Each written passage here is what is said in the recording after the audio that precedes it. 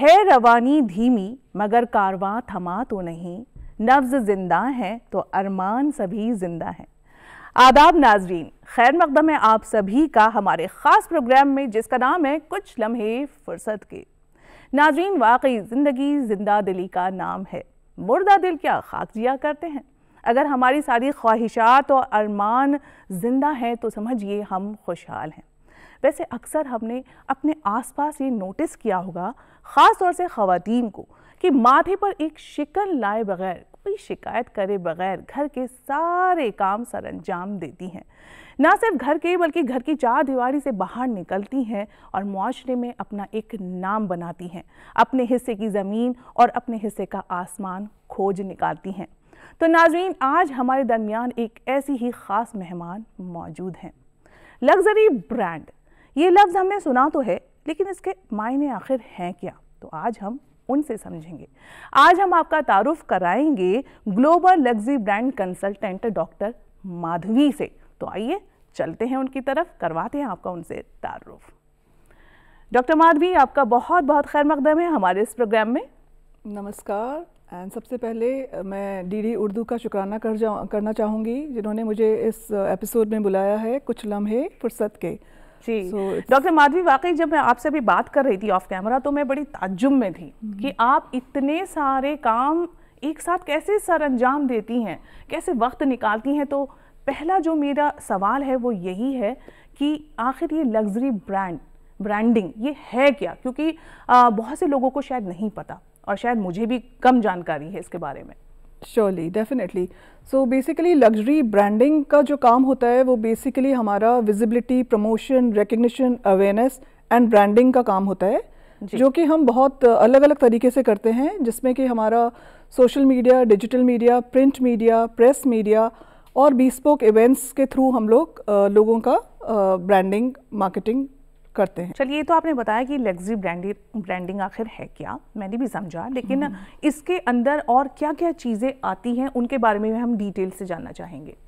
So basically जैसे मैंने आपको कहा कि ये बहुत सारे वर्टिकल्स में हम लोग करते हैं। Real estate, art, hospitality, weddings, fashion designers, jewellery designers, health, wellness and beauty, इन सब सेगमेंट्स की ब्रांडिंग होती है।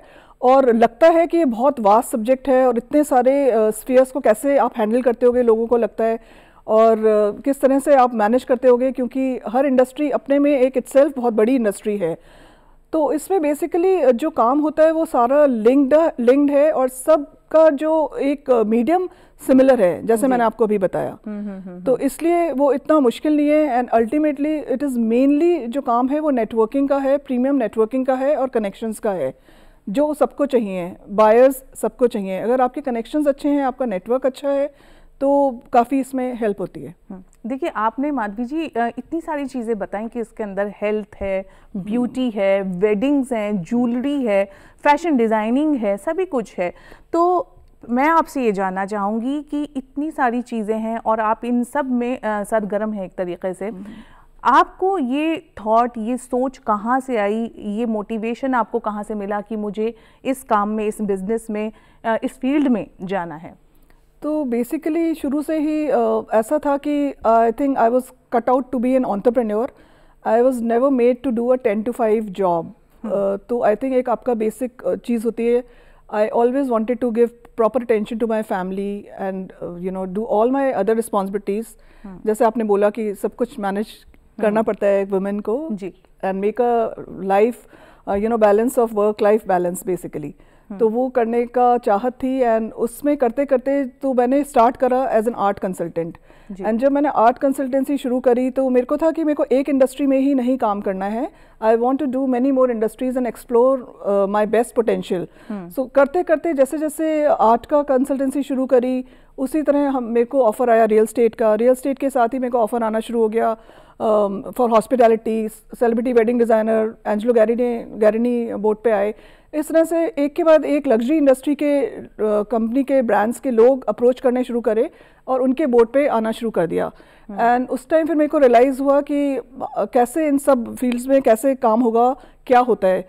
बट अल्टीमेटली रियलाइज़ हुआ it was mainly about premium networking, good connections, and all the fields, all the work that I was doing was connected and related somehow.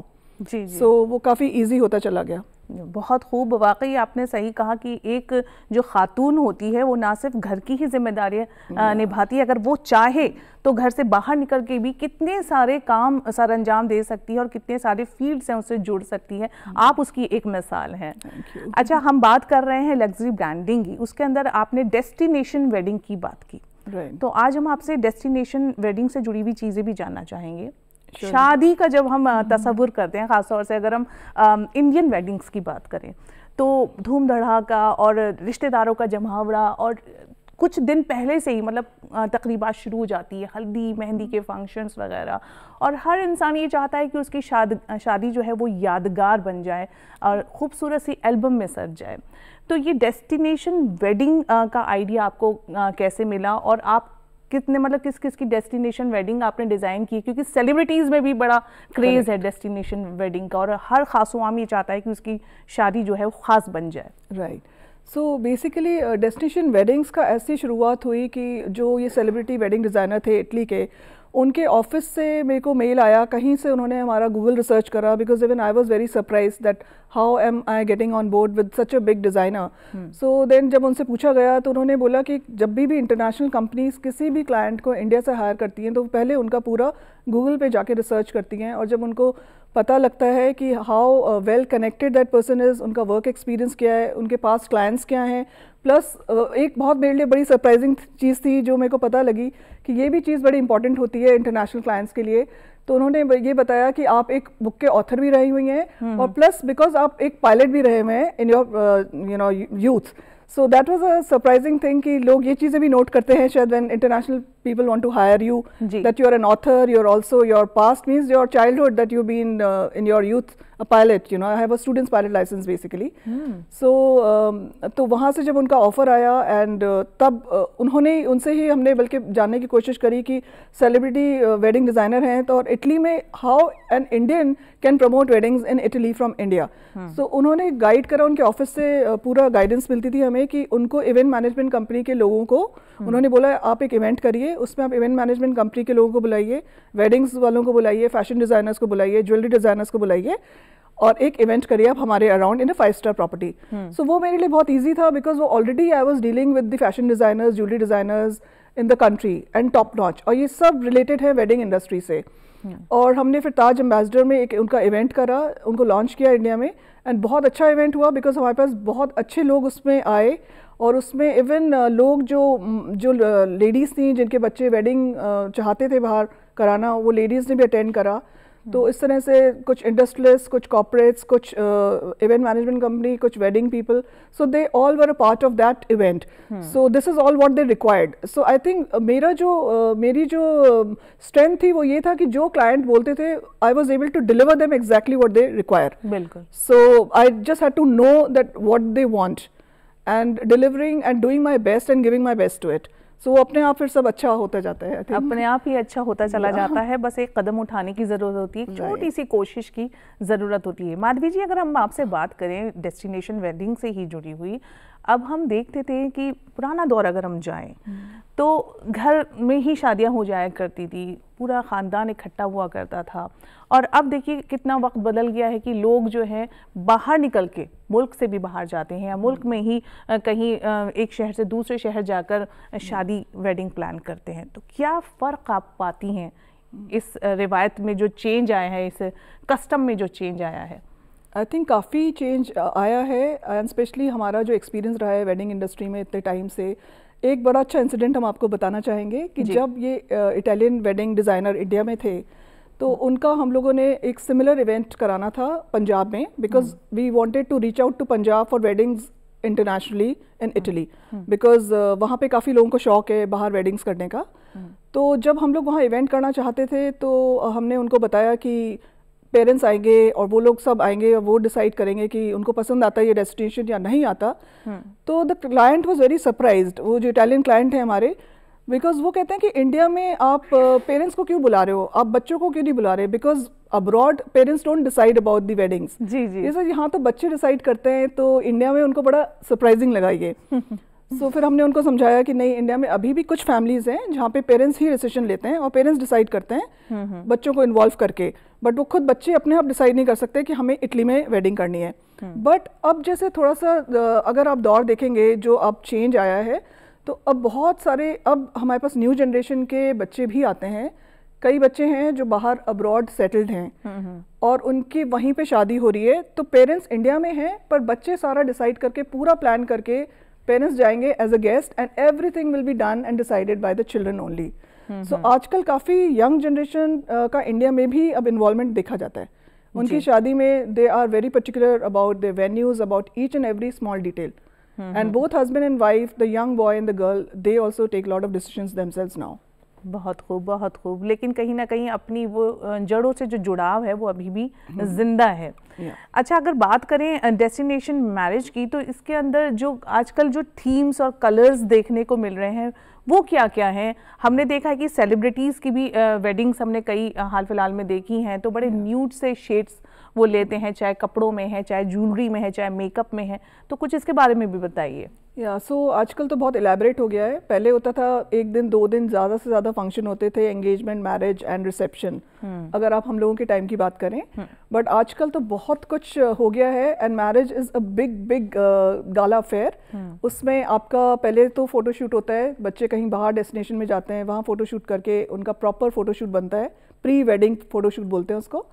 उसके बाद काफ़ी functions होते हैं कि पूरा वीक लॉन्ग फंक्शंस चलते हैं, डिपेंडिंग कि आप कैसे कितना करना चाहते हैं एंड कितने शौक है आपको, बेसिकली जी very individual again. But mehndi function होता है, उसके लिए ग्रीन कलर, हल्दी होगा उसका येलो कलर होगा, रिसेप्शन होगा, कॉकटेल होगा, वेडिंग होगा, and so many functions, almost a week long आप बोल सकते हैं। तो माधवी जी, ऐसा तो नहीं लगता कि कई बार जब आप इस तरीके के फंक्शंस ऑर्गेनाइज कराती हैं तो आपको कोई परेशानियों का सामना करना पड़ता हो? डेफिनेटली बहुत आती हैं, ऐसा इतना आसान नहीं है ये जितना कि हम सोचते हैं। और कई बार क्लाइंट्स होते थे वो बड़े स्टक होते हैं, लाइक कुछ क्लाइंट्स होते हैं कि हमें सिर्फ पेरिस में ही करनी है वेडिंग जी। उनको, लाइक कोविड टाइम की हम आपको बात बता रहे हैं, तो कोविड टाइम पे हमारे पास एक बहुत बड़ी फैमिली आई थी लुधियाना की, और वो चाहते थे इटली में फंक्शन करना, but because of the Covid situation हम लोग वहाँ नहीं कर पा रहे थे। हमने उनको ऑप्शंस दिया कि आप इसकी जगह आप यहाँ कर लो, तो पर उनके बड़े माइंडसेट होते हैं, नहीं हमें तो यहीं करना है। फिर उनकी मतलब रिक्वायरमेंट्स आपको बिल्कुल स्पेसिफिक होना पड़ता है। कई आते हैं इस टाइप के, छोटी छोटी चीज़ों में भी कई बार होता है, बट सॉल्यूशन हो जाता है because people are very particular. हमें ऐसा फ्लावर डेकोर चाहिए, हमें ऐसा केक चाहिए, हमें ऐसा छोटी छोटी चीज़ें भी बहुत मैटर करती हैं लोगों के लिए, and we have to be very careful and we have to be able to give them what they exactly require. जी जी, क्योंकि कहीं ना कहीं एक अपने मुल्क की जो खुशबू है वो उसको उसमें समोना चाहते हैं, जहाँ भी वो जा रहे हैं, अगर मुल्क से बाहर भी जा रहे हैं तो जाहिर सी बात है उसमें क्यूजीन है, ट्रांसपोर्ट है, there are so many things involved in the wedding, so everything has to be very very fine and perfect. जी। अच्छा माधवी जी, आपने अभी बताया था कि ये जो लग्जरी ब्रांडिंग है वो कहीं ना कहीं एक दूसरे से इंटरकनेक्टेड है, तो इंटरकनेक्टेड कैसे है, थोड़ा वो उस पर रोशनी डालिए। बिकॉज देखिए, अगर आप वेडिंग इंडस्ट्री की हम स्पेसिफिकली आज बात करते हैं, तो वेडिंग इंडस्ट्री से ही ये सारी चीज़ें जुड़ी हुई हैं। अगर आप ज्वेलर्स की बात करें, आप फैशन डिज़ाइनर्स की बात करें, एंड इवन आई थिंक मेरे को तो सारा ही सब कनेक्शन लगता है, रियल स्टेट हो गया, आर्ट हो गया, all the industries that I am dealing, because even after marriage if you want to buy a nice property, the company is there for you. If you want to buy a nice artwork, so I have artists whom I'm consulting. If you want jewelry, so there are jewelers associated with us. If you want beautiful piece of clothing, fashion designers, so हमारे पास top fashion designers से लेके even the startup designers who are doing very well, because उनको भी हम लोग help करते हैं scale up करने में। एक तो है brands, जो proper brands हैं जिनको हम ब्रांडिंग करते हैं, बिकॉज उनको कांस्टेंट चाहिए, वो तो ऑलरेडी एस्टैब्लिश्ड है, बट फिर भी उनको कॉन्स्टेंटली चाहिए होता है, and they need new people, they need new buyers, so they hire us for their premium guest listing and branding, and जो startups हैं उनको हम another level पे help करते हैं ले जाने के लिए। अच्छा, जो न्यू स्टार्टअप्स हैं तो उनको आप कैसे हेल्प करती है, खासतौर से अगर ख़वातीन उससे जुड़ी हुई हैं? हमने ये भी आपने बताया था, हमने सुना कि आप जो है एंटरप्रेन्योर्स जो ख़वातीन हैं उनको भी आगे लाने का काम करती हैं, उन्हें सपोर्ट करने का, उन्हें सही राह दिखाने का काम करती हैं। So basically I happen to be on board with many organizations, काफ़ी women organizations हैं जिनके बोर्ड पर हम हैं, और उनके collaborations, उनके associations, उनको as a guest of honor, as a panel discussion में participate करना, proper उनकी branding होती है, और उनको ऐसे एवेन्यूज़ दिए जाते हैं जहाँ से लोग उनको पहचानने लगे, उनके काम को पहचानने लगे और वो एक अदर लेवल पे जा सकें, पहुँच सकें। जी जी, तो आपके सामने किस तरीके की, मतलब इस तरह की ख़वातीन आई हैं जिन्होंने अपना कोई नया बिजनेस स्टार्ट किया हो या किसी फील्ड में वो आगे बढ़ना चाहती हों, उनके सामने कौन कौन सी दिक्कतें, परेशानियां पेश आती हैं जिन्हें आप सॉल्व करती हैं? काफ़ी सारे हैं और हर इंडस्ट्री के हैं एक्चुअली। हम आपको एक एग्जांपल नहीं दे सकते कि आर्ट में मैंने क्या किया, कैसे स्केल अप करा उन लोगों को, या रियल स्टेट में कैसे किया, या फैशन डिज़ाइनिंग में, या म्यूजिशियंस को कोई प्रमोट कर रहा है। हर इंडस्ट्री में हमने कुछ कुछ काम किया जिससे उनका स्केल अप हुआ है, लेवल अप हुआ है। और बेसिकली वो कैसे करते हैं, again it's about, I am emphasising about networking, because अगर आपका नेटवर्किंग अच्छा है, आप हर इंडस्ट्री में अगर आप बहुत स्ट्रांगली कनेक्टेड हैं तो आपके लिए ये थोड़ा इजी हो जाता है कि किसकी क्या रिक्वायरमेंट है और उसको किस से कोलैबोरेशन कराना है या एसोसिएशन कराना है। So that comes very naturally to me also. Once I understand the client, तो उसके बाद उनको लेवल अप करना मेरे लिए आसान हो जाता है because of my network, my connections, my associations. अच्छा माधवी जी, ये नेटवर्क्स और कनेक्शंस की आप बात कर रही हैं, एक अच्छा पीआर बिल्ड करने की बात हो रही है यहाँ पर। बहुत सी जो ख़वातीन हैं वो आपकी तरह इस फील्ड में आना चाहती हैं, लेकिन उन्हें सही राह नहीं मिल पाती, उन्हें ये समझ में नहीं आता वो अपने कनेक्शंस कैसे ग्रो करें, कैसे अपना पीआर स्ट्रॉन्ग करें, कहाँ से शुरुआत करें। तो थोड़ी सी अपनी कोई एक कहानी आप बताएं कि आपने कैसे इन चीज़ों की शुरुआत करी ताकि उन्हें भी वो मोटिवेशन मिले। Surely. So definitely it's not like a magic. It's years of hard work. बहुत सालों की मेहनत होती है जो आप कर रहे होते हैं बहुत सालों से। So इसमें जो एडवाइस हम उनको देना चाहेंगे उसके लिए ये होगा कि हाँ, जितनी वो ऑर्गेनाइजेशन से एसोसिएट हो सकते हैं, बिकॉज जैसे मैंने आपको बोला, I am on board with many women organisations जी। सो ये धीरे धीरे करके बिल्डअप होता रहा। फिर हमारा कुछ फ्रेंड सर्कल, कुछ फैमिली, कुछ और बिल्डअप होते जाते हैं। More you meet, more you go to the right places, right events, and you're focused. ये नहीं आप इवेंट में गए, एंजॉय करा और आ गए, कई लोग ऐसे भी करते हैं जी। बट अगर आपका फोकस ठीक है और आप एम्बिशियस हैं, you have a fire in the belly, you have your passion, you will go places. बहुत खूब, बहुत खूब। अच्छा, जैसे कि डेस्टिनेशन वेडिंग की ही बात करूं कि लग्जरी ब्रांडिंग का एक हिस्सा है, इसी में अगर कोई खातून है वो जाना चाहती है, इवेंट्स वगैरह ऑर्गेनाइज करना चाहती है, तो उसके लिए भी आप थोड़ी उसको सलाह के तौर पे क्या बताना चाहेंगी कि कैसे शुरुआत करें? और ये बात तो फैक्ट है कि जो ख़वातीन हैं वो कहते हैं ना कि खूबसूरती में 4 चांद लगाने में माहिर होती हैं, तो इस तरीके के काम में वो काफ़ी अच्छे से आगे बढ़ सकती हैं।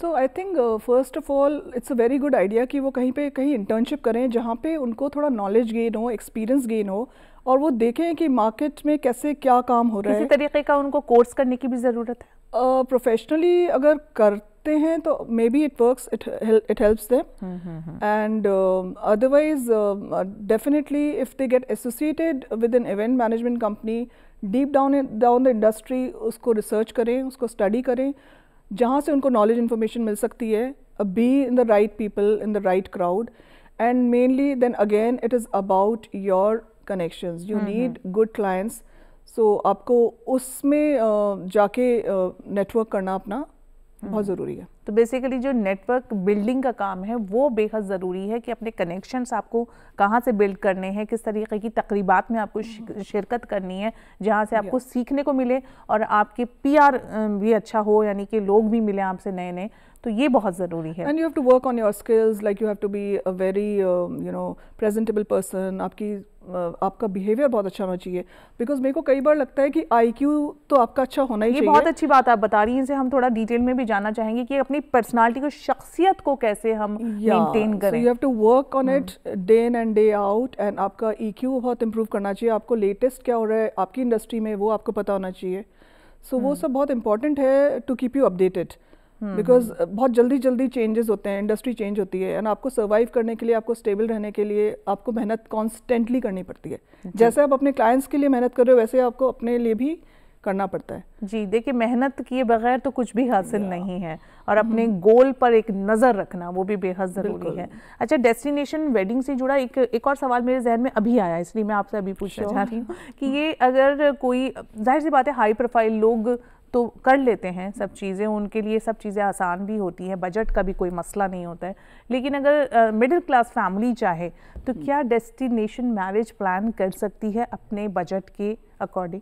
डेफिनेटली सी, बिकॉज जैसे हम ब्रांड्स की बात करते हैं तो हम लोग लग्जरी की बात करते हैं और अफोर्डेबल लग्जरी की बात करते हैं जी। तो वेडिंग्स में भी अगर आपको बहुत हाई प्रोफाइल वेडिंग चाहिए, आपको इटली में करनी है, तो हम लोग definitely we are there, we can take care of each and everything and आपका पूरा आराम से मैनेज हो जाएगा। बट अगर आप अफोर्डेबल वेडिंग्स की बात करते हैं तो जैसे 5 स्टार है और 3 स्टार है, तो वही डिफरेंस है कि आप उसको 5 स्टार की तरह करना चाहते हैं या आप 3 स्टार की तरह करना चाहते हैं। तो उसमें आपके maybe the functions, days of the function will be less, maybe the decor will be accordingly, maybe the like cake का डिज़ाइन है वो थोड़ा डिफरेंट हो जाएगा। तो everything can be customised and curated according to the budget, so they can be done as well, yeah. अच्छा doctor Madhavi, आपने हमें बताया था कि आपने एक लग्जरी क्लब भी स्टार्ट किया है लास्ट ईयर, उसके बारे में जानना चाहेंगे? Surely.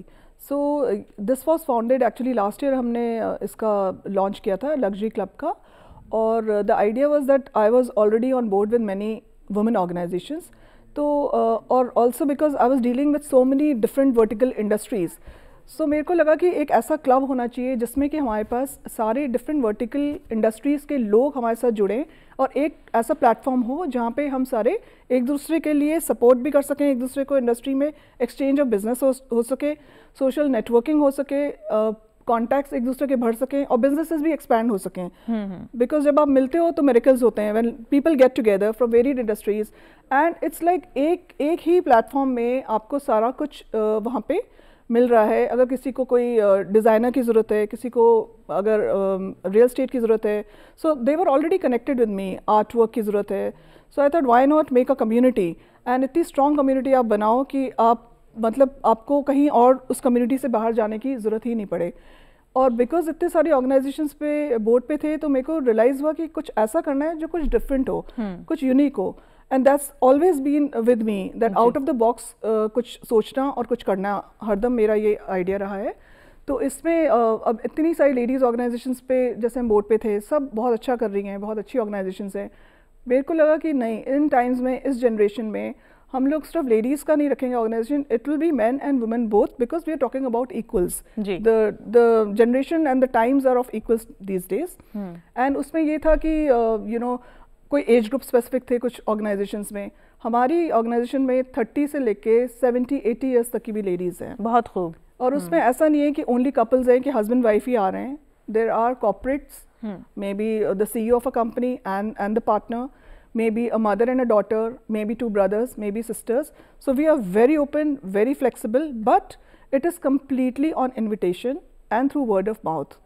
तो वो हम लोग बड़े केयरफुल हैं जब हम लोग मेंबर्स अपने आते हैं लग्जरी क्लब में ज्वाइन करते हैं उस चीज़ में, और बहुत अच्छी हम लोग क्यूरेटेड इवेंट्स करते हैं वंस अ मंथ, एंड बाकी उनको बहुत अच्छे प्रीमियम इनवाइट्स चाहते हैं क्लब मेंबर्स को जी, अगर उनका मन है। And now even the Delhi people are reaching out to me कि आप हमारे वेन्यू पे करिए, आप अपने क्लब मेंबर्स को हमारे उसमें लेके आइए। बहुत खूब। सो बहुत अच्छा अप्रिशिएट हो रहा है, बेहतरीन काम आप अंजाम दे रही हैं डॉक्टर माधवी। और वाकई में आपने कहा ना कि जब लोग मिलते हैं तो मिरेकल्स होते हैं। बहुत खूब। और आपने ये जो क्लब शुरू किया है उसमें ख़वातीन को जोड़ा, साथ ही आपने मर्द हजरात को भी उसमें जोड़ा, और ये भी कहीं ना कहीं एक मोटिवेशनल एक स्टोरी है, आप इसे समझें माधवी जी की, कि इन्होंने अपना दिमाग किस तरह से इस्तेमाल किया है, सिर्फ घर के लिए नहीं, बाहर निकल के भी अपना एक नाम बनाया है और हमारे मुल्क का भी नाम कहीं ना कहीं रोशन कर रही हैं। बहुत बहुत शुक्रिया आपका। आपने आज इतनी सारी अहम जो जानकारी है हमारे नाजरीन को फराहम की। अब चलते चलते एक पैगाम हम आपसे ज़रूर चाहेंगे कि आप हमारे नाजरीन को, ख़ास तौर से ख़वातीन जो हमारा ये प्रोग्राम देखती हैं, उनको क्या पैगाम देना चाहेंगे अपने ज़रिए? मेरा आई थिंक ये होगा कि आपका जो पैशन है उसको आप अपना प्रोफेशन बनाइए, क्योंकि जिस दिन आपने अपने पैशन को प्रोफेशन बना लिया तो आपको एक दिन भी नहीं लगेगा कि आप काम कर रहे हैं। और जबकि जो मेरा काम है बहुत डिमांडिंग काम है, maybe I am working maybe 12 hours 10 hours a day, but मेरे को बिल्कुल कभी नहीं लगता कि कुछ काम कर रहे हैं, बिकॉज बहुत I really it's like meditation to me. I love my work, I enjoy my work, and it's my passion. So I have made my profession my passion, my passion my profession actually. So I think अगर आप वो करेंगे तो आप successful भी होंगे और आपको एक दिन लगेगा नहीं कि आप काम कर रहे हैं। सही कहा आपने माधवी जी। अगर कामयाबी की मंजिलें हासिल करनी है तो जुनून की हदों को पार करना बेहद ज़रूरी है, जैसे कि माधवी जी इसकी एक मिसाल है। बहुत बहुत शुक्रिया आपका हमसे जुड़ने के लिए, हमारे प्रोग्राम में आने के लिए और इतनी अहम जानकारी हमारे नाजरीन को फराहम करने के लिए। शुक्रिया। Thank you so much, it's been my honour. Thank you. तो नाज़रीन चलिए चलते हैं अपने अगले सेगमेंट की तरफ, जहां हम आपको बताएंगे कि आपके बावर्ची खाने में कुछ ऐसी चीज़ें मौजूद हैं जिनके इस्तेमाल से आप घरेलू नुस्खे तैयार कर सकते हैं, जो कई तरह के अमराज हैं उसमें भी वो आप इस्तेमाल कर सकती हैं। तो चलिए चलते हैं अपने अगले सेगमेंट की तरफ।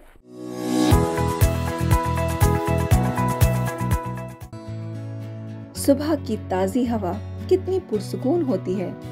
हाँ, लेकिन सुबह का वक्त उतना ही मसरूफियत भरा होता है, ख़ास तौर पर अगर वर्किंग डे हो तो। काम ही इतने सारे होते हैं, नाश्ता बनाना, लंच पैक करना, साफ सफाई, और इसीलिए कभी कभी मल्टीटास्किंग के चक्कर में हम ख्वातीन कुछ गलतियाँ भी कर देती हैं। मसलन कभी कभी हम दूध के बर्तन को गैस पर ही रखा भूल जाती हैं और जब ख्याल आता है तब तक बहुत देर हो चुकी होती है और बर्तन पूरा ही जल जाता है। अब इस जले हुए बर्तन को साफ करने का एक और काम बढ़ जाता है। चलिए आज जले हुए बर्तन की सफाई का नुस्खा ही जान लेते हैं, जिससे आपका काम थोड़ा आसान हो जाए। इसके लिए आपको सबसे पहले जले हुए बर्तन में ऊपर तक पानी भरना है, फिर 1 चम्मच सोडा डालना है और पानी में उबाल आने देना है। सोडा जमी हुई सारी गंदगी को फुला देगा। बस फिर उसके बाद गैस बंद कर दें, थोड़ा ठंडा होने दें और फिर सारा पानी निकाल लें। पानी के साथ सारी जली हुई परतें निकलने लगेंगी। फिर जो थोड़ा बहुत लगा हुआ रह जाए उसको आप स्टील के जूने से साफ कर दें। आपका काम बहुत आसानी से हो जाएगा, ज़्यादा मेहनत भी नहीं लगेगी और बर्तन चमचमा उठेगा। तो नाज़रीन, आज का ये शुमारा आपको कैसा लगा? उम्मीद है कि बेहद पसंद आया होगा। आज हमने आपकी मुलाकात करवाई डॉक्टर माधवी से, जिन्होंने लग्जरी ब्रांडिंग से जुड़ी ढेर सारी जानकारी हमें मुहैया कराई, फराहम कराई। साथ ही हमने घरेलू नुस्खे भी आपको बताए जिससे कि आप फैज़याब होंगे। तो नाज़रीन चलते हैं, फ़िलहाल के लिए बस इतना ही। अगले हफ्ते फिर हो जाएंगे आपसे रूबरू कोई और मेहमान लेकर। तब तक के लिए हमें दीजिए इजाज़त। रखिए अपना ख़ास ख्याल। आदाब।